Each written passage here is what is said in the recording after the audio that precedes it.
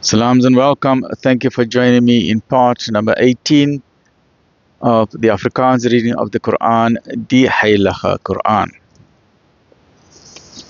Die Heilige Quran by Imam M.A. Baker. You can get additional copies of other publications from the IPCI, the IDM. Quran is available and other publications available in various languages. Please contact IDM or IPCI in Durban, MJC in Cape Town, Muhammad's Hardware, and this particular copy of the Afrikaans Quran, I've got it from Muhammad's Hardware. May Allah subhanahu wa ta'ala reward all of them for the wonderful work that they are doing. Ameen. We are busy with chapter 2 of the Quran, Surah Al-Baqarah, decree 286 verses, 286 vers. أعوذ بالله من الشيطان الرجيم بسم الله الرحمن الرحيم. Afdeling 6. Goddelike gunste van Israel bewys. O kinders van Israel, dink aan die gunste wat ek aan julle bewys het, hoe ek julle bo die volkere verhef het. Waak dan teen die dag waarop geen siel 'n ander van nut sal wees nie, geen voorspraak kan doen, of namens 'n ander kan intree, of van enige hulp kan wees nie.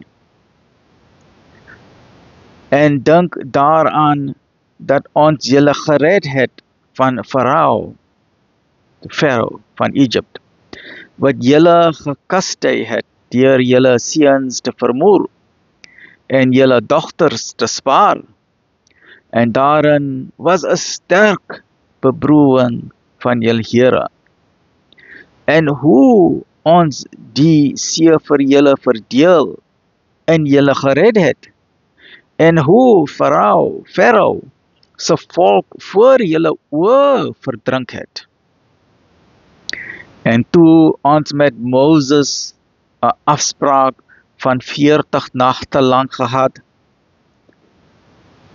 En toe ons met Moses 'n afspraak van 40 nagte lank gehad het julle in sy afwesigheid 'n kalf vir 'n afgod geneem en gesondig. Daarna het ons julle vergewe, sodat julle dankbaar kan wees. En toe het ons aan Moses die boek en die onderskeidingsvermoë, die kriterion gegee, sodat julle na die waarheid gelei kan word. En toe Moses aan sy volk gesê het, O my volk, julle het kwaad aan julself gedoen, deur die kalf te neem. Keer dan terug tot jul Skepper met berou en blus julle hartstogte. Dit sal jul Skepper welgeval.